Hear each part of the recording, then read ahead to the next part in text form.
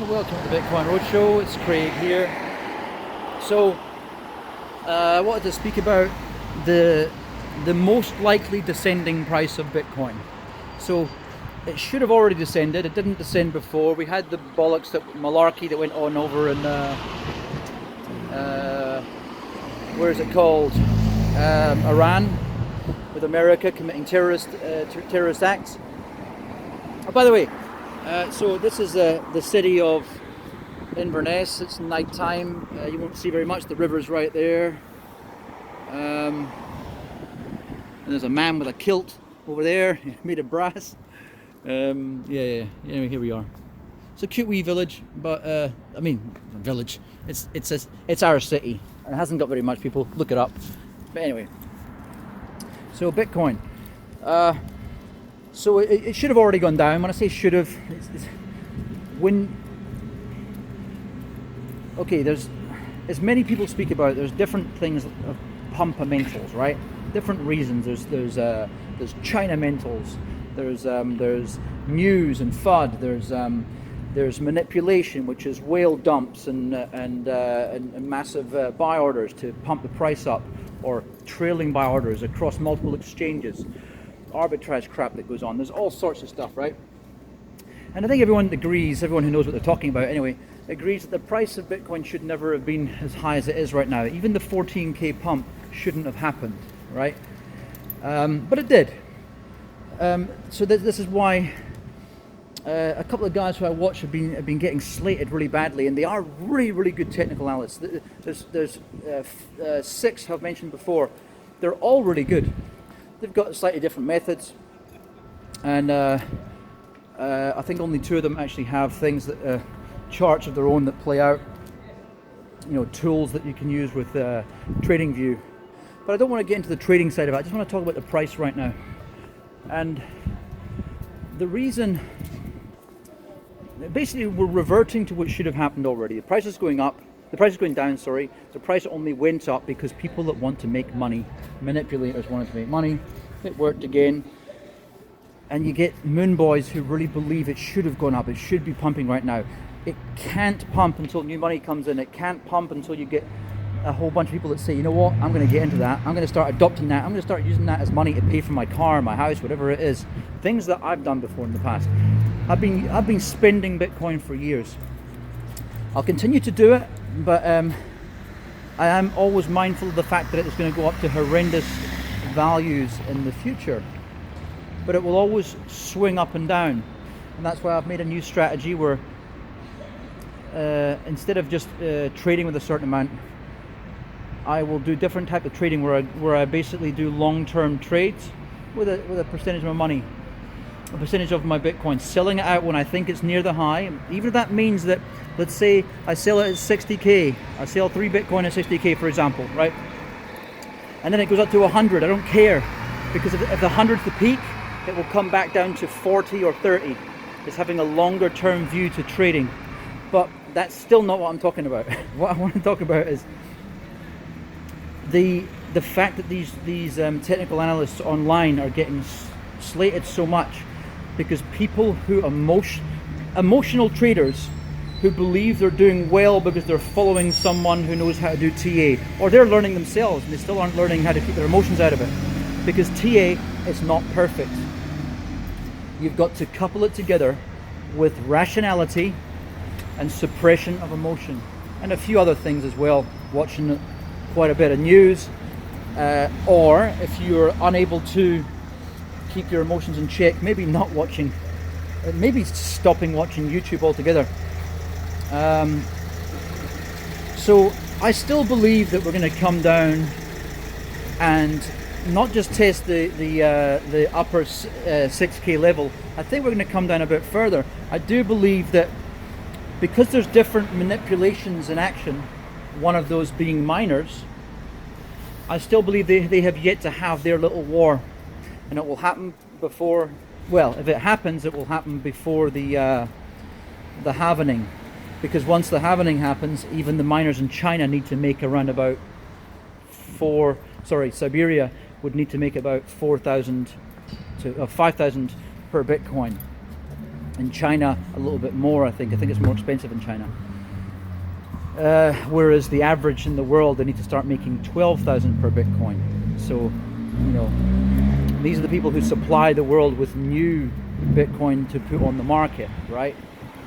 Of course, the thing that makes it not just up to them is the whales who have mined thousands of Bitcoin or millions of Bitcoin years ago,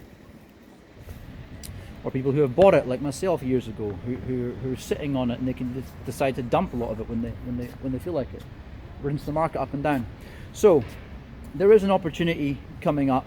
I would just say, if you are new to Bitcoin, you want to get into it, you probably are looking at your last opportunity to get in below 6k, or let's say around the 6k level, but I still believe it will go lower than that. But let's say it doesn't, you still do what's called dollar cost averaging. And let's say you have $1,000, when you go down to 6k, put 100 on it. If it goes down a bit further, put 200 on it. If it goes up a bit further, put 200 on it. Just keep on dollar cost averaging. Don't panic when it starts to go up, because you get little ups and downs. These happen. Just chill the fuck out. But the main thing is, this is actually coming up to the time you need to start buying if you haven't bought already, because you're always going to feel locked out of it. You're always going to feel that you missed the boat. It's going to keep on going up, and I've said this for years now. It's going to keep on going up. I've been trying to get my friends into it since it was £100 or whatever, I think 100 quid coin. So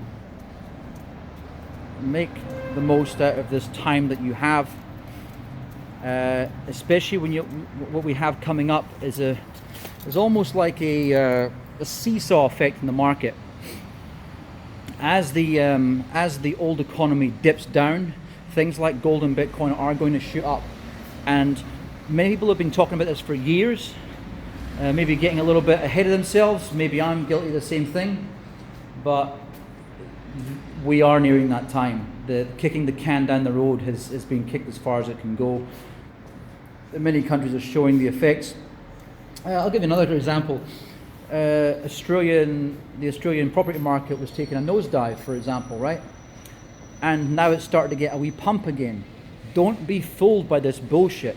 It's trying to keep things alive to attract a few more people, because the reason why they want to attract more people before they collapse is because they know that when you put your capital into something, let's say you can afford 10% of something, when you default on that loan, they take that 10%. You need to understand how economics really works, or actually economic parasitism, because these are economic parasites. So that's it really. I just want to make sure, I think halvening is somewhere like May. This halvening should happen. So I say keep an eye on the markets between now, especially in February. That's where the most likely low points should hit. March as well, but especially February. By March, you could have people starting to rush towards it in anticipation for the halvening. It could cause a bit of hysteria. Even if it doesn't bring new adoption, it will cause hysteria. So yeah, keep an eye on the markets now. Put on CoinMarketCap on your phone, or World Coin Index, or on-chain FX. You don't just have to use what's it called, CoinMarketCap.com. You can use the other ones. There's many other ones. There's many other tools you can use. I just can't think of them right now. Widgets on your phone to keep an eye on the price, because some of the best pricing opportunities only last for a few hours. That's another thing to understand, because especially when manipulation happens, let's say miners get into a battle and they start dumping coins on the market to bring the price down, to flush out, to suppress the price. Their manipulation may not hold, it may not work, because it's quite hard. They can't just dump coins on one market. It's got to be across many markets.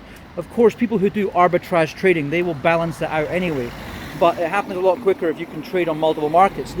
These dumpers, they've got to hire teams of people to dump everything they have simultaneously to bring the price, to drag the price downwards. They may fail. Price goes up again. Oh well, it cost them a few 100 million. Who knows how much it cost them and lost. lost earnings.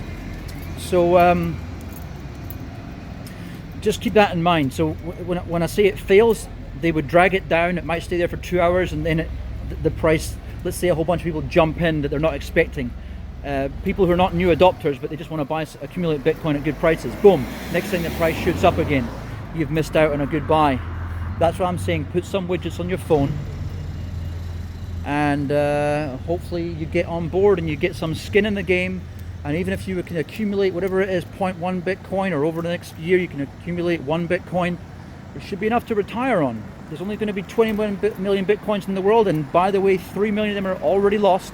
So literally there will only be a maximum of 18 million coins in the world, a very, very maximum.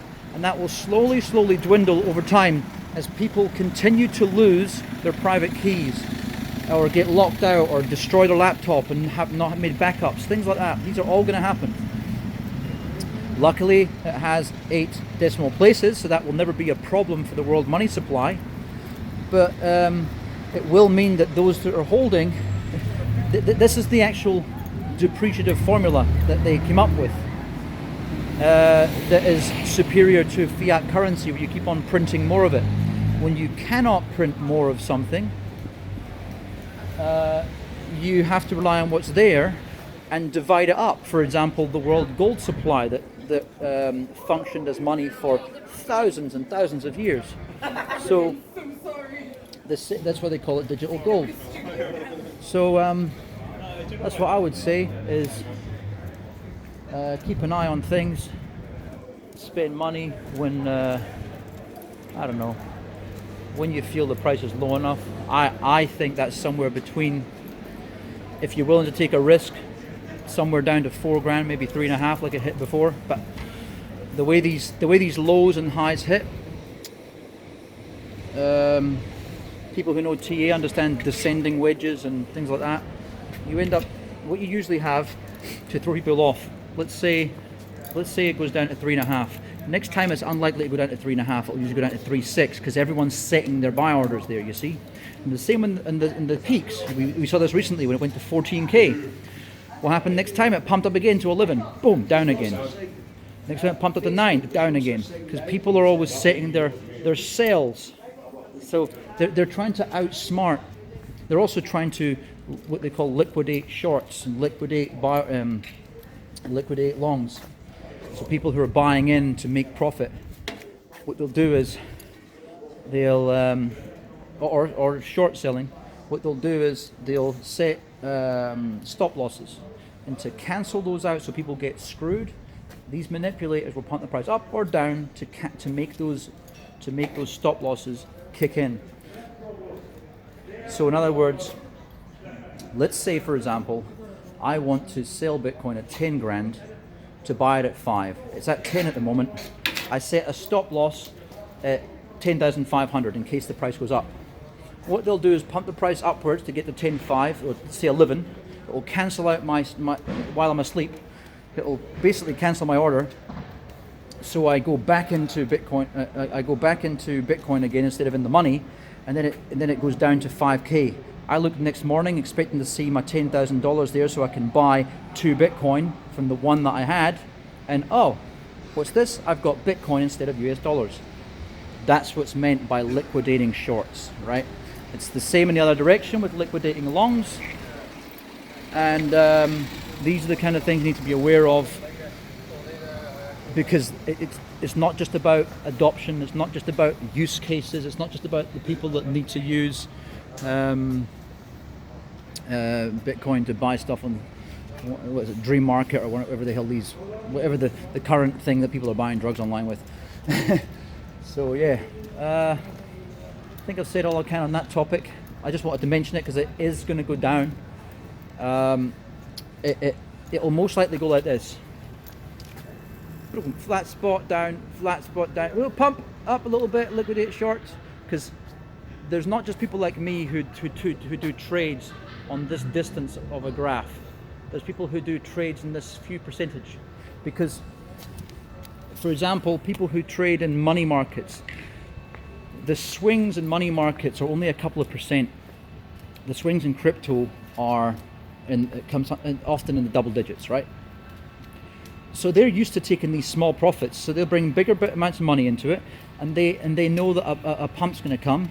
So they'll play that little pump. But we're often thinking, oh, that could be a 20% pump or a 30% pump. They're only thinking of like a 3% at most. So there is manipulation to even liquidate their shorts and liquidate their longs. All right, I'll leave it at that. I don't want to get too complex. I've already been too complex. Oh, I might go in here for a beer. One thing Scotland's good at is bars. Oh, look at that. That's Saltire. Our flag is called the Saltire. Tomorrow I'm going to a march here. I've got another wee show that's on the same channel because I want our country to become normal. There's no reason it shouldn't be normal.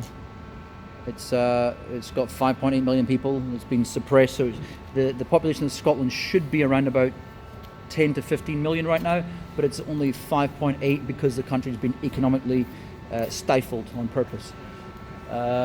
It's kind of a good thing in some ways, but it's not good in others because it's been used as a kind of a dumping ground. As I say, our country's used to produce nuclear power for England and various other things.